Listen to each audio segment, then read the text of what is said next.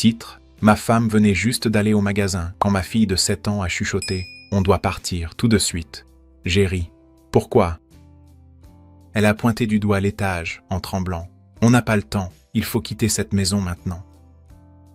J'ai attrapé les clés de la voiture et je me suis dirigé vers le commissariat, et c'est là que c'est arrivé. Chapitre 1. Le chuchotement. La porte d'entrée venait à peine de se refermer que ma fille de 7 ans m'a tiré par la manche. Ses yeux étaient grands ouverts, ses lèvres tremblaient. « Papa !» chuchota-t-elle, la voix tremblante. « On doit partir !» Tout de suite, j'ai ri en lui ébouriffant les cheveux. « Partir? Pourquoi? Tu as entendu la camionnette de glace ?» Mais elle n'a pas souri. Elle n'a pas bougé. Au lieu de ça, elle a pointé l'étage du doigt, ses petits doigts raides, tremblants comme s'ils pesaient une tonne. « On n'a pas le temps, » dit-elle. « Il faut quitter cette maison maintenant. » L'air dans la pièce a changé. Mon rire est mort dans ma gorge. En tant que père, on apprend des choses. Quand un enfant fait semblant, il y a des signes avant-coureurs. Larmes forcées, tons hésitants, peur caricaturale. Mais ce n'était pas ça. C'était cru, réel, quelque chose qu'elle avait ressenti. Je regardais l'escalier, silencieux, trop silencieux. Le bourdonnement du réfrigérateur dans la cuisine ressemblait soudain à celui du tonnerre. Je me suis agenouillé, tenant ses épaules. « Qu'as-tu vu ?» Elle secoua la tête. « Pas le temps. » C'est tout ce qu'elle voulait dire. J'ai attrapé les clés de la voiture sur le comptoir, la main tremblante. Ma raison murmurait « Elle a juste peur. » Les enfants s'imaginent des monstres, mais mon instinct me disait autre chose. Et à cet instant, j'ai fait confiance à mon instinct. Je l'ai prise dans mes bras, le cœur battant, et je suis sorti dans l'air frais de l'après-midi. La porte s'est refermée derrière nous, silencieuse comme un secret. Je l'ai attachée sur le siège arrière. Elle serrait son sac à dos contre sa poitrine comme un bouclier. « Où allons-nous » elle a demandé. « Le commissariat de police » dis-je en tournant la clé dans le contact. « Ils nous garderont en sécurité. » Nous sommes sortis de l'allée et pendant une seconde, tout semblait normal. Juste un autre trajet dans la même rue calme que nous avions emprunté des centaines de fois. Puis mon téléphone a vibré sur le siège passager. Un texte provenant d'un numéro inconnu.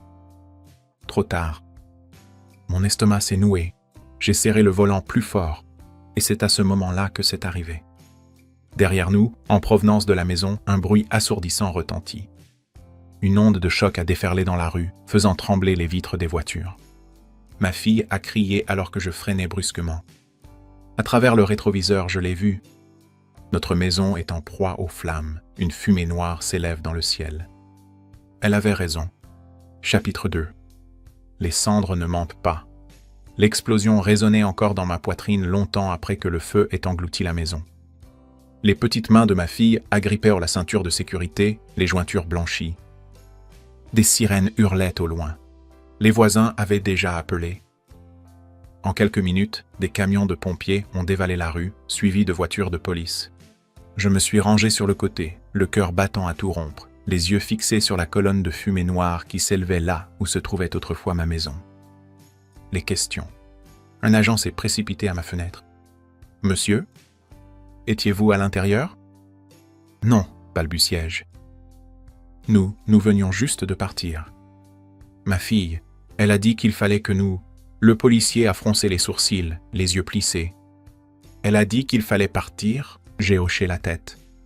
Ma fille a enfoui son visage dans mon épaule, refusant de regarder les flammes derrière nous.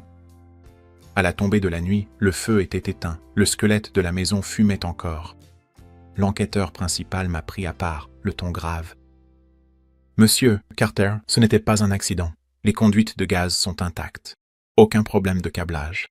Mais à l'étage, dans ce qui ressemble à un placard de rangement. » Il a hésité, jetant un regard à ma fille avant de baisser la voix. « Nous avons trouvé des signes qu'une personne avait séjourné là. De la literie, des emballages alimentaires, même un téléphone jetable. Le sol s'est dérobé sous mes pieds. » « Quelqu'un vivait dans ma maison ?» L'officier hocha la tête. « Et qui que ce soit, ils ont posé des charges accélérantes avant de partir. » Cet incendie était censé tout effacer. Plus tard, à la gare, ma fille a finalement parlé. Elle était assise en tailleur dans la salle d'interrogatoire, serrant contre elle un crayon que l'officier lui avait donné. « Je l'ai vu, » murmura-t-elle. « OMS ?» j'ai demandé doucement. Elle a dessiné une figure sur le papier. Grand, sombre, pas de visage, juste des yeux creux. Il était dans la chambre de maman. Il m'a regardé. Il a mis son doigt ici.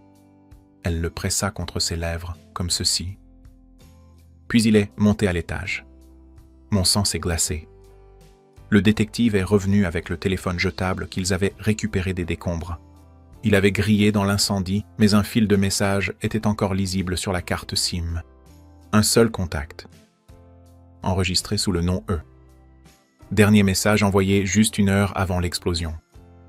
Elle est partie au magasin. Fais-le maintenant. Je fixais l'écran, le cœur battant à tout rompre. Ma femme était partie au magasin quelques minutes avant que notre fille ne me supplie de partir. Et maintenant, j'avais une question qui brûlait plus fort que les ruines de ma maison. Ma femme était-elle une victime dans cette histoire ou en faisait-elle partie? Chapitre 3.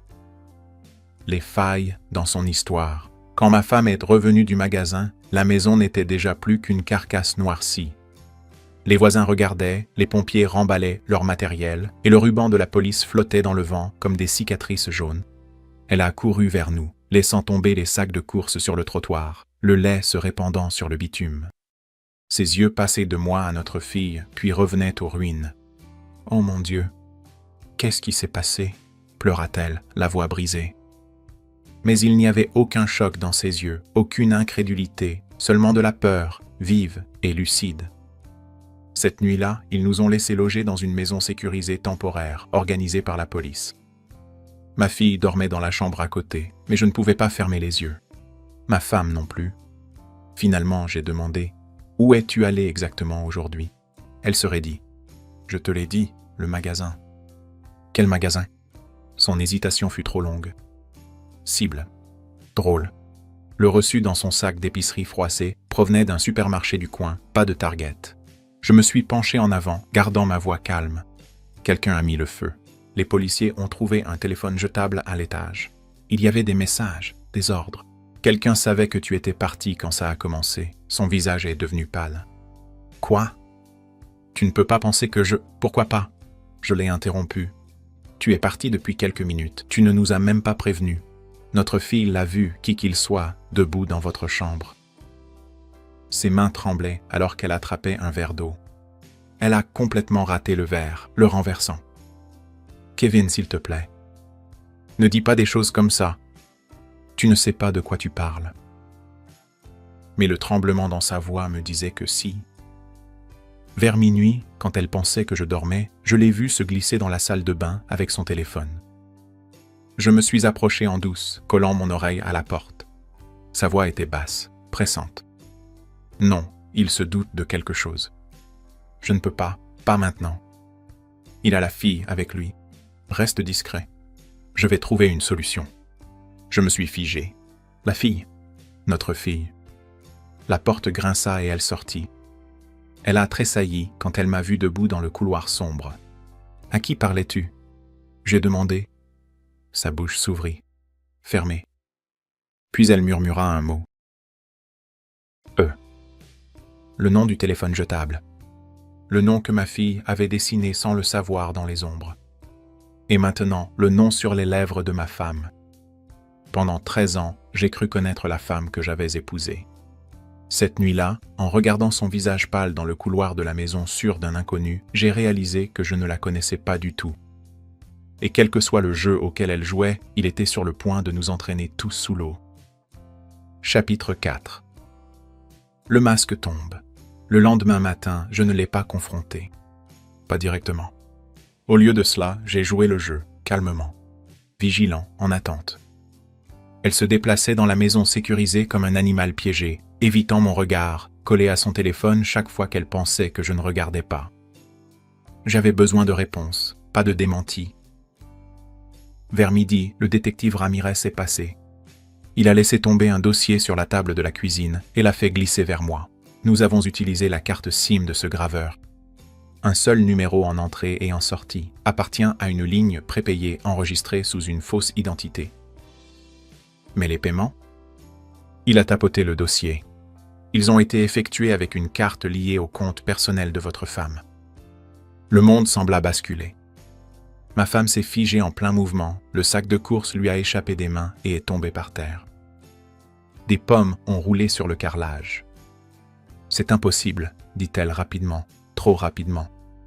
Ça doit être une erreur. Ramirez n'a pas scié. Nous allons continuer à creuser. Mais vous devriez savoir, qui que soit ce « votre femme le finance depuis des mois. » Les pièces se sont assemblées dans ma tête, tranchantes et acérées. Les courses tard le soir, les dépenses inexpliquées que j'avais attribuées à des séances de shopping, le nouveau parfum qui ne m'était pas destiné. Et maintenant, le chuchotement terrifié de ma fille, son doigt pointé vers l'étage, son insistance pour que nous quittions la maison immédiatement. J'ai compris la vérité que mon esprit d'adulte avait refusé de voir. Ma fille de 7 ans avait percé les mensonges avant moi. Quand le détective est parti, je lui ai enfin demandé franchement « Qui est-ce » Sa lèvre trembla. Pendant un instant, j'ai cru revoir la femme que j'avais connue. La femme qui riait de mes mauvaises blagues, qui tenait notre fille dans ses bras quand elle était malade. Puis, c'était fini. Remplacé par un masque froid.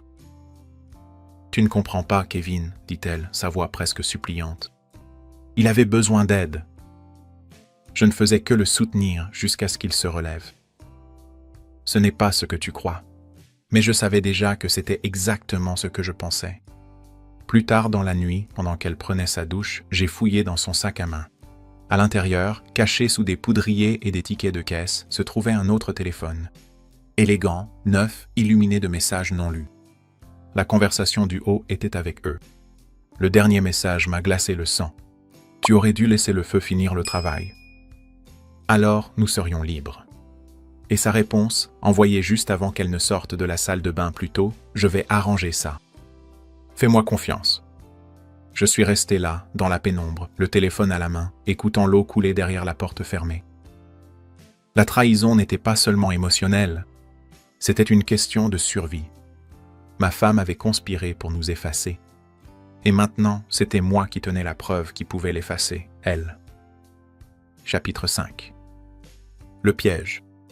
Je n'ai pas explosé. Je ne l'ai pas confrontée avec le second téléphone, ni crié à la trahison. C'est ce à quoi elle s'attendait, c'est ce pourquoi elle s'était préparée. Au lieu de ça, j'ai glissé l'appareil dans ma poche et je me suis forcé à sourire quand elle est sortie de la salle de bain, une serviette sur les épaules. « Tu veux que je commande à manger ?» j'ai demandé d'un ton détaché, comme si mon monde ne venait pas de s'effondrer à nouveau. Ses épaules se sont détendues, elle pensait que j'étais encore aveugle. Parfait. À l'aube, alors qu'elle dormait encore, j'ai quitté la planque avec le téléphone. Le détective Ramirez me devait un service. À midi, tout le contenu avait été téléchargé. Virements bancaires, des dizaines de messages, des photos, chaque élément reliait ma femme à eux et il ne s'agissait pas seulement d'une liaison. Des plans, des discussions, l'incendie, des allusions à l'argent de l'assurance, même des notes glaçantes sur la garde, comme s'ils construisaient une nouvelle vie ensemble après m'avoir écarté. J'avais la nausée, mais ce malaise s'est transformé en détermination. Ils voulaient que je disparaisse, que je sois oublié, réduit en cendres. Au lieu de cela, je serais celui qui écrirait leur fin. Ce soir-là, j'ai joué mon rôle. Un mari silencieux, distrait, faisant semblant de soigner ses blessures, mais j'ai laissé tomber juste assez d'indices pour l'appâter. La police pense que la carte SIM a été payée à partir d'un compte volé. Peux-tu croire ça? Ses yeux s'écarquillèrent. Elle a failli s'étouffer avec sa nourriture. Crochet. Dublin. À minuit, elle était sur le brûleur, tapant furieusement. Je savais déjà ce qu'elle allait dire. Il ne soupçonne rien. Encore quelques jours, j'ai tout capturé en capture d'écran. 2 jours plus tard, j'ai organisé une rencontre. Je lui ai dit que la police voulait nous voir tous les deux pour un complément d'enquête. Elle a paniqué, a essayé d'y échapper, mais j'ai insisté. Au commissariat, Ramirez a tout exposé, calmement, comme un chirurgien qui ouvre une plaie. Les paiements, les messages, le deuxième téléphone. Le plan pour incendier la maison alors que notre fille et moi étions à l'intérieur. Son visage s'est vidé de toute couleur. « Kevin » a-t-elle chuchoté, me regardant enfin. « S'il te plaît, tu ne comprends pas. Je ne voulais pas que ça aille aussi loin, mais j'avais déjà entendu assez de mensonges pour toute une vie. Quand Ramirez a évoqué l'idée de faire venir eux pour l'interroger, elle a craqué. « Il ne parlera jamais », a-t-elle lâché. « Il disparaîtra avant que vous ne le trouviez. » Et juste comme ça, elle a admis qu'il était réel. Vivant. Son co-conspirateur. Les yeux de Ramirez se posèrent sur moi. Nous l'avions. Mais la vengeance n'était pas terminée, car la dénoncer n'était pas suffisant. Je voulais aussi eux, et je savais déjà comment le dessiner. Chapitre 6. La pièce finale. Les officiers voulaient apporter plainte immédiatement, mais je les en ai empêchés. « Pas encore, dis-je à Ramirez. Si vous l'enfermez maintenant, disparaîtra.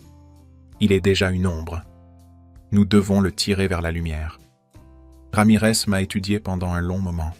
Puis il hocha finalement la tête. « Qu'est-ce que tu as en tête ?» Cette nuit-là, ils l'ont libérée. Exprès. Ils lui ont laissé croire qu'elle avait échappé à la justice, que j'avais craqué sous la pression et que j'avais refusé de témoigner. J'ai joué le rôle du mari fatigué et indulgent. Je l'ai même serrée dans mes bras sur le trottoir. Elle s'est accrochée à moi, mais ses yeux l'ont trahi. Ils n'exprimaient aucune gratitude. Ils étaient calculateurs. Elle préparait déjà son prochain coup. C'était exactement ce qu'il me fallait. En moins d'une heure, elle a envoyé un message à eux. Il y a cru. « Nous sommes tirés d'affaire. Retrouve-moi demain. » « Nous pourrons parler de l'argent de l'assurance, pensait-elle écrire en secret. Mais le téléphone était sur écoute. Chaque mot allait directement à la cellule d'enquête. Le soir suivant, je l'ai conduite au point de rendez-vous, un entrepôt abandonné à la périphérie de la ville. Ma fille était en sécurité chez ma sœur, loin du danger. Elle était nerveuse sur le siège passager, se rongeant les ongles. « Tu es sûr de toi, Kevin ?» demanda-t-elle. J'ai gardé un ton neutre. « Tu voulais le rencontrer, non ?» L'entrepôt se dressait dans l'obscurité, ses fenêtres brisées, telles des yeux vides. Je me suis garé. Elle est entrée la première. Je l'ai suivie, le cœur calme, chaque pas répété à l'avance. Et puis je l'ai vu. Grand, crâne rasé, familier de la pire des façons. Mon meilleur ami. L'homme à qui j'avais confié mes secrets. Celui qui se tenait à mes côtés à mon mariage, il y a 13 ans. Ce n'était pas un inconnu. C'était Eric. La trahison pesait 2 fois plus lourd. Écrasant ma poitrine, il a esquissé un sourire en me voyant. On dirait que la petite réunion de famille ne s'est pas passée comme prévu, hein? Avant que je puisse répondre, des lampes torches ont éclaté tout autour de nous. Des agents armés ont surgi de tous les coins, armes levées, voix autoritaires. Les mains en l'air. À cet instant, Eric s'est figé. Ma femme a crié. Je suis simplement resté là, calme, observant la toile se resserrer. Parce que ce n'était pas un coup monté par la police. C'était le mien. Chaque étape, le téléphone sur écoute, le faux pardon, la rencontre fortuite, tout avait été orchestré par moi. Ils ont traîné Eric menotté, sa bravade s'effondrant. Ma femme suppliait, pleurait, jurait qu'elle n'avait jamais voulu que ça aille aussi loin. Je ne lui ai pas répondu, je ne l'ai même pas regardé. Quand les agents lui ont lu ses chefs d'accusation, complot pour incendie criminel, tentative de meurtre, fraude, elle a enfin compris. Le feu dans lequel elle avait essayé de m'enterrer était devenu son propre bûcher. Alors qu'on l'a poussée à l'arrière de la voiture de police, nos regards se sont croisés une dernière fois. Elle murmura « Kevin, s'il te plaît, je ferme la porte moi-même. » Trop tard. Épilogue. La leçon des flammes. Le procès n'a pas duré longtemps. Les preuves étaient accablantes. Les textes, les paiements, les téléphones jetables. Tout était là, noir sur blanc. Eric a essayé de jouer les durs, mais lorsque le jury a entendu la déclaration enregistrée de ma fille, décrivant comment il a mis un doigt sur ses lèvres et s'est glissé à l'étage, la pièce est devenue glaciale. Il a laissé tomber le masque. Le verdict de culpabilité est tombé rapidement. Ma femme n'a pas eu beaucoup plus de chance. Elle a plaidé pour la clémence, affirmant qu'elle avait été manipulée, mais la trace écrite de ses financements, ses messages promettant d'arranger les choses, et sa présence à chaque étape ont scellé son sort. Ils ont tous les deux été condamnés. Des années derrière les barreaux. Des années pour réfléchir à ce qu'ils avaient failli détruire. Pendant des mois, j'ai fait des cauchemars de ce murmure. « Papa, il faut qu'on parte. tout de suite. Mais avec le temps, ce n'était plus un cauchemar, mais plutôt un rappel. Ma fille nous avait sauvés. Son instinct, son innocence avaient repercé à travers les mensonges que j'avais ignorés trop longtemps. Nous avons reconstruit petit à petit. Nouvel appartement. Nouvelle routine. Elle a recommencé à dessiner, mais cette fois, c'était des parcs et du soleil, pas des hommes ombrageux aux yeux vides. Je lui ai fait une promesse. Plus jamais je n'ignorerai sa voix. Elle m'a appris que parfois, les enfants voient des vérités que les adultes refusent d'accepter. Un soir, alors que le soleil disparaissait à l'horizon, elle m'a demandé doucement « Papa, est-ce qu'on est en sécurité maintenant ?» Je l'ai serrée contre moi. « Oui, ma chérie, nous sommes en sécurité. Parce que nous avons déjà traversé le feu et nous en sommes sortis ensemble. » La dernière leçon, la trahison blesse le plus quand elle vient de ceux qu'on aime le plus. Mais survivre? La survie se construit sur la confiance, même lorsqu'elle vient de la plus petite voix dans la pièce. Et alors que je regardais ma fille s'endormir, enfin paisible, j'ai compris quelque chose de puissant. La vengeance n'avait jamais été une question de punition. Il s'agissait de reprendre possession de nos vies. Et nous l'avons fait. Cette vengeance était-elle parfaitement justifiée? Ou bien la tempête aurait-elle dû faire plus de ravages? Donnez votre verdict ci-dessous. Je lis chacun de vos messages. Likez si vous avez soif de justice et partagez cette histoire avec quelqu'un qui a besoin de sa flamme.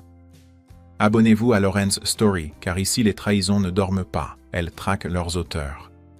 Chaque ombre cache un règlement de compte, chaque masque tombe et chaque trahison reçoit une réponse. Restez sur vos gardes, restez invincibles, restez à l'écoute